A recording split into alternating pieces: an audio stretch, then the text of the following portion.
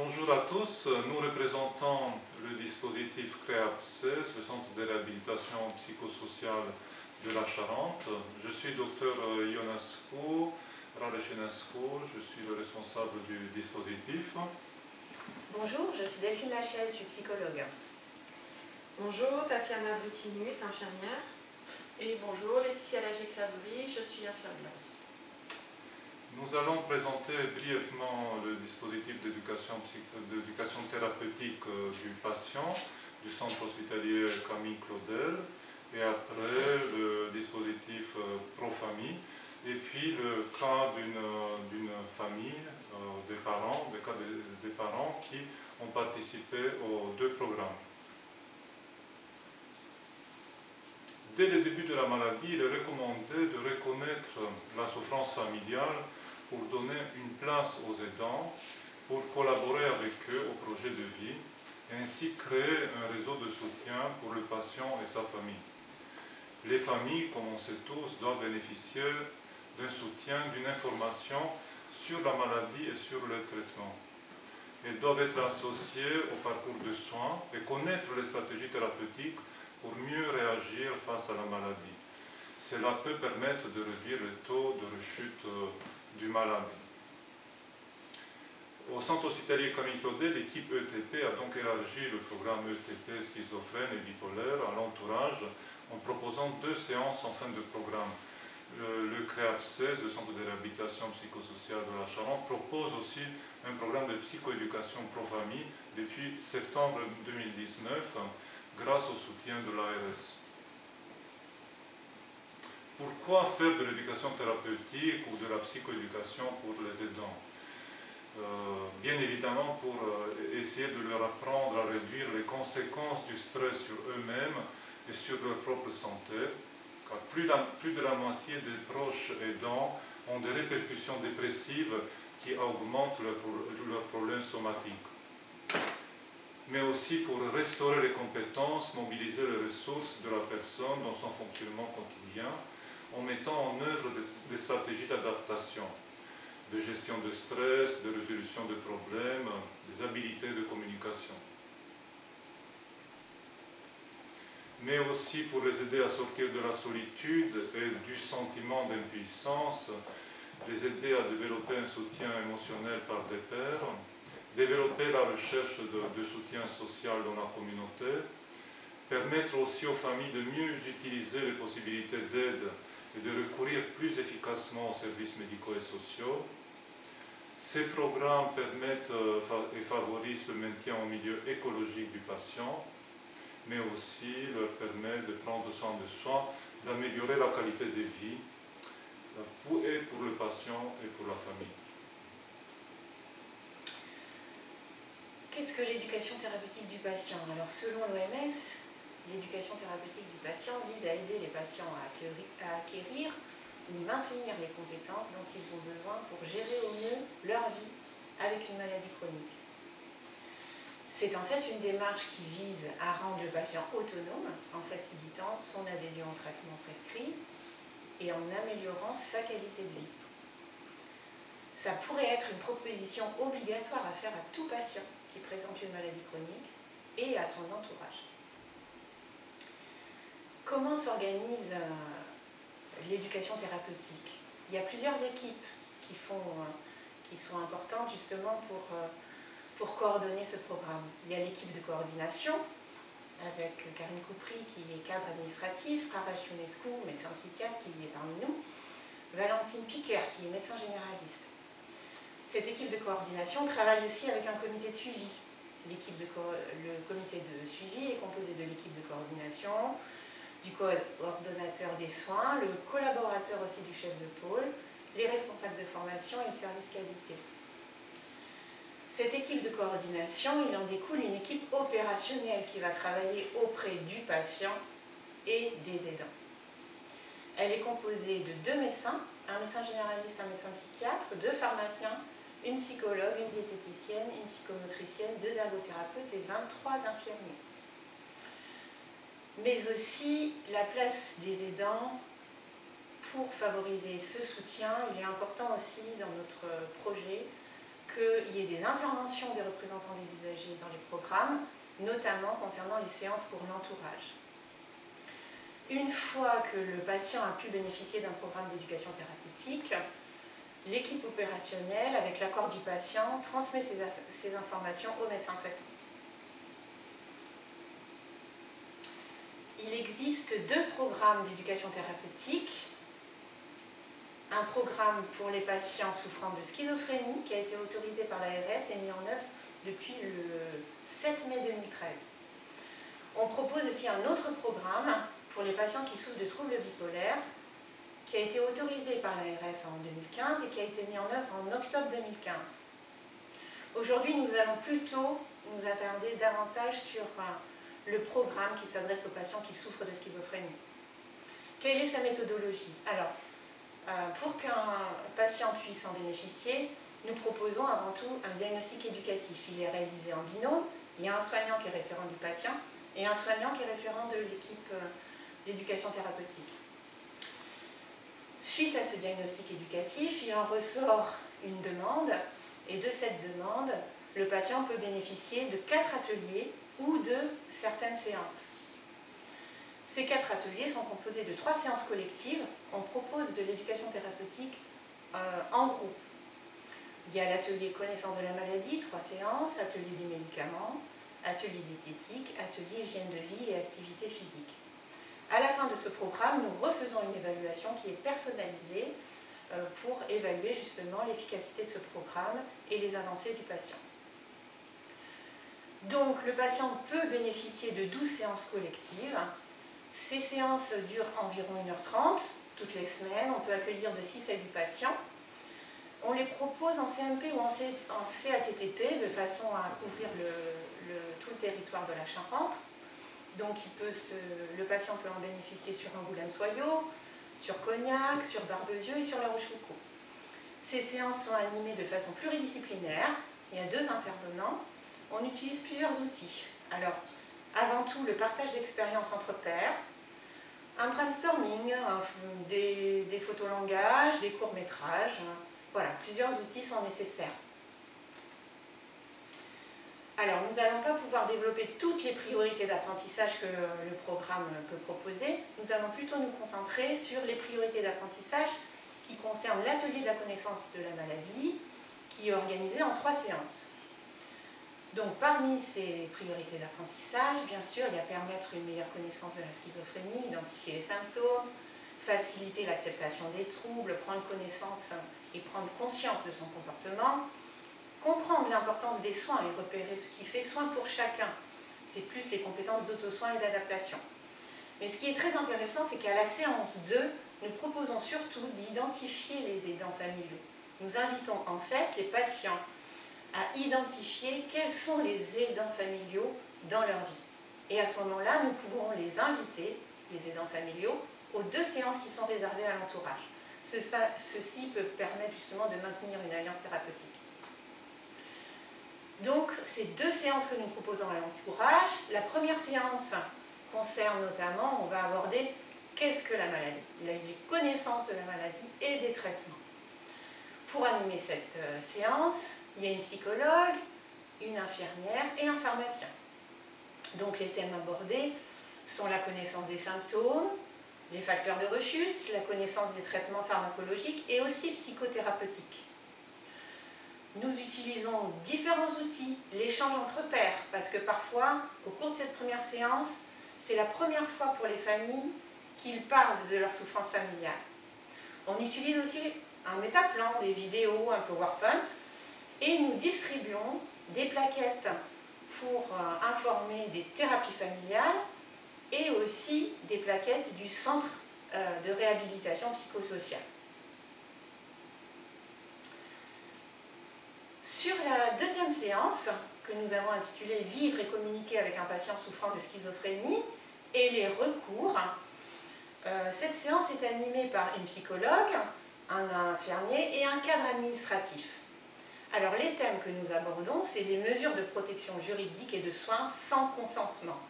C'est un thème important pour les familles.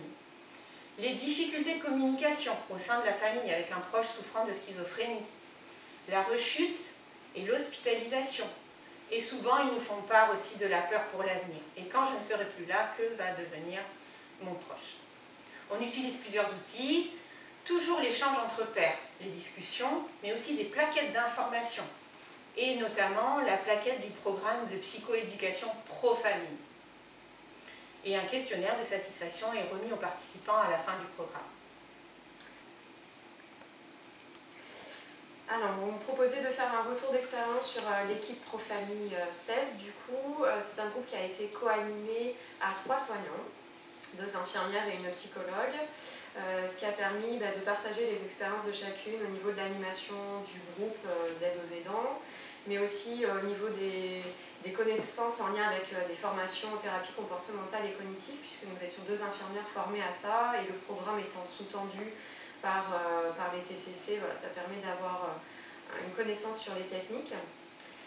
Ça a été aidant dans l'organisation du temps de préparation et la répartition du temps de chacune, du fait des différentes missions de nous 3 en fait, en tant qu'animatrices.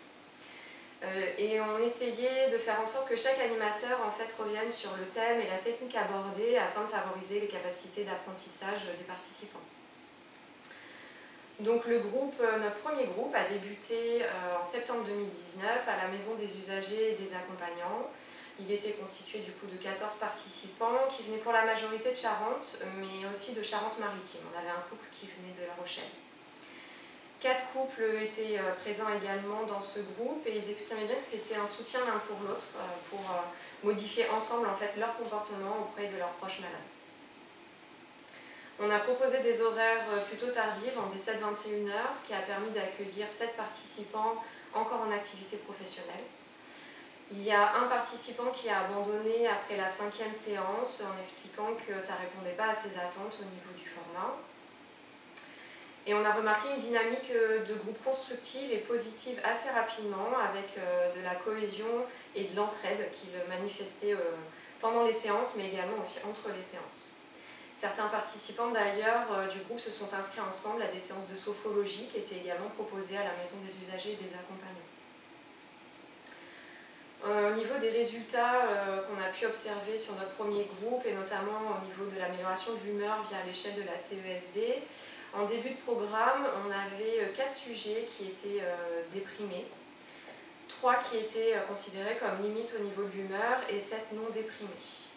Du coup, on observe fin de programme que sur les 4 sujets déprimés, un reste déprimé, mais c'est nettement amélioré, pardon, avec un score voilà, qui s'améliore. Un reste limite et 2 sujets déprimés, du coup, ne deviennent plus. Au niveau des 3 sujets limites, ils s'améliorent et du coup sont identifiés comme non déprimés en fin de programme et les sujets déprimés non déprimés le reste également. Donc l'enjeu est vraiment important de cette évaluation de l'humeur, puisque une humeur dépressive augmente le niveau d'émotion exprimée et réduit les capacités d'apprentissage de la personne qui est déprimée. Du coup. Un retour au niveau de l'amélioration des connaissances, donc il y a 10 participants qui ont nettement amélioré leurs connaissances en faisant moins de 10% d'erreurs. 2 participants ont amélioré leurs connaissances en faisant 11% d'erreurs et un participant est resté plutôt stable sur le plan des connaissances avec 21% d'erreurs en fin de programme. Sur le plan du coping, du coup, qui est le savoir-faire des participants pour faire face à leurs difficultés avec le malade, les chiffres nous montrent qu'en début de programme, un tiers des participants se situe dans un coping inférieur à 22. Donc pour rappel, 22, lorsque le score est supérieur à 22, le coping est en partie problématique. Et en fin de programme, on n'a plus qu'un seul sujet avec un coping qui reste problématique. Donc on observe là aussi une nette amélioration en termes du savoir-faire des participants. Donc le programme en fait, que nous avons proposé a été interrompu au bout de 11 séances par la période Covid, en lien donc avec le premier confinement. On a maintenu du lien téléphonique pendant ce confinement et cette période estivale du coup, avec un soutien et un renforcement important des techniques prises en séance. On a créé un mailing aussi de groupe pour favoriser les échanges entre pairs. On a proposé un sondage en fait pour les conditions de reprise et finir le module 1. Et le groupe préférait en fait d'attendre d'être au complet pour être en présentiel et laisser passer les vacances d'été. Donc on a proposé un protocole d'accueil au groupe complet avec respect des mesures barrières qui a été accepté en cellule de crise pour une reprise en septembre 2020. Et avant cette reprise, en fait, nous avions rajouté une séance flottante au mois de juin pour proposer un partage d'expérience sur la période de confinement, des confinements qui nous paraissaient essentiels, un approfondissement en fait de thèmes précis à la demande du groupe qui souhaitait en savoir davantage. Et on a utilisé aussi le jeu Quizo pour aider à la révision, pour faire un support de révision. Et du coup, on a noté aussi que le groupe avait bien apprécié ce jeu puisque l'intégralité l'avait commandé. Après le déconfinement, on s'est retrouvé en difficulté pour trouver une salle. On est passé à une séance par semaine. On avait un couple qui s'était engagé à reprendre les séances en présence, mais qui était en difficulté pour se libérer en lien avec un changement d'activité professionnelle et qui s'est positionné pour suivre les séances à distance. Donc le groupe a démarré aujourd'hui le module 2. Il s'était organisé pour pouvoir se réunir en autonomie, mais au vu du contexte sanitaire, du coup, on leur a proposé des séances au niveau du centre hospitalier Camille Claudel.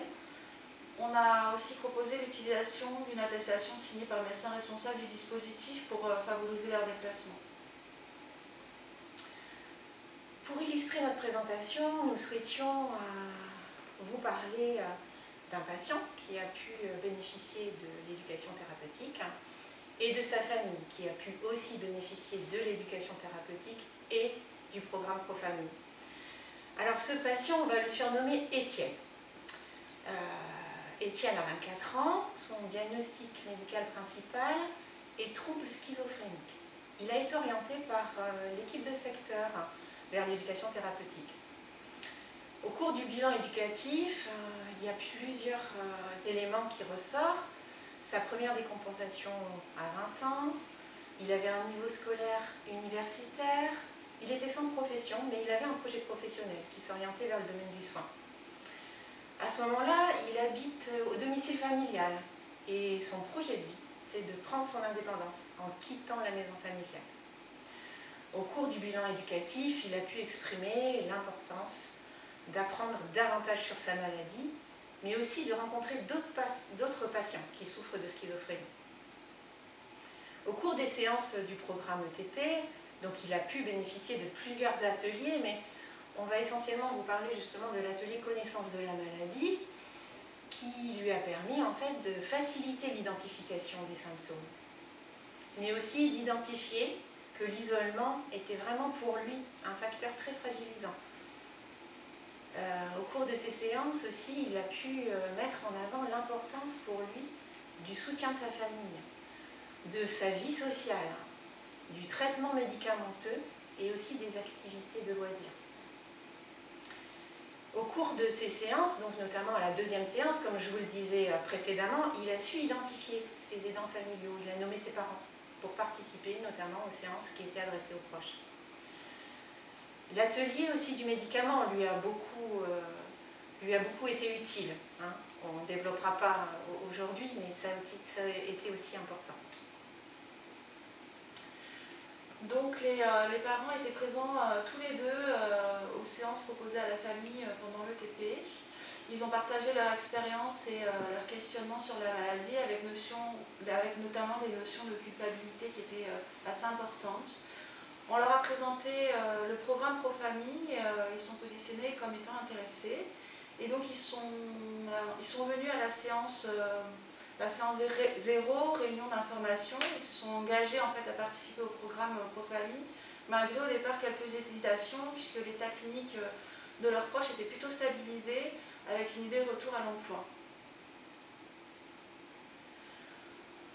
On a noté ici, au niveau de cette illustration clinique, une observation plutôt significative, une évolution plutôt significative pour le couple en termes d'acquisition de connaissances et sur le plan de l'humeur pour madame, avec une nette amélioration de la CESD qui était observable aussi en séance. Et concernant le coping, madame s'est aussi nettement améliorée quant au savoir-faire pour faire face aux difficultés avec son proche malade. Et en fait, à travers ces ces évolutions, on voulait mettre en avant en fait et faire l'hypothèse que peut-être ça avait permis en fait à la famille d'Étienne de pouvoir le soutenir en fait dans son projet professionnel. Ils ont fait aussi la demande, ils nous ont demandé d'être en lien avec notre médiatrice santé père pour pouvoir établir aussi un lien avec leur fils. Et ils ont aussi pu accompagner un autre proche vers les soins. Julie Marguet, notre médiatrice de santé père, nous a transmis quelques considérations par rapport aux bénéfices à travailler avec les aidants dans l'intérêt des usagers, considérations qu'on voudrait partager avec vous. Travailler avec les aidants permet de développer l'autonomie des aidants. Le fait qu'ils aient une information et des connaissances de l'offre de soins leur permet de savoir vers quel professionnel ils peuvent s'adresser pour eux ou pour leurs proches. Travailler avec les aidants permet de les rassurer afin d'améliorer le lien avec leurs proches. Ça permet aussi de valoriser l'importance du soutien qu'ils peuvent apporter à leurs proches malades. Ça permet d'éviter les dangers de la surprotection. Travailler avec les aidants permet d'apprendre à ceux-ci à soutenir au mieux la personne concernée dans le respect de ses valeurs, de ses envies, de ses compétences. Ça permet d'augmenter la capacité d'adaptation des aidants, par exemple la gestion de périodes de crise, mais aussi accompagner l'usager dans ses propres projets. Ça permet aussi de les accompagner, les aidants, pour repérer et valoriser les capacités de l'usager, les capacités de auto-soin, la connaissance de soi par exemple. Il est bien évident qu'il est très important le lien entre les professionnels et le maintien dans le soin. Nous vous remercions pour votre attention en espérant qu'on n'a pas trop repris de propos antérieurs et en espérant vraiment que nous allons pouvoir nous voir face à face, en direct, en présentiel comme on dit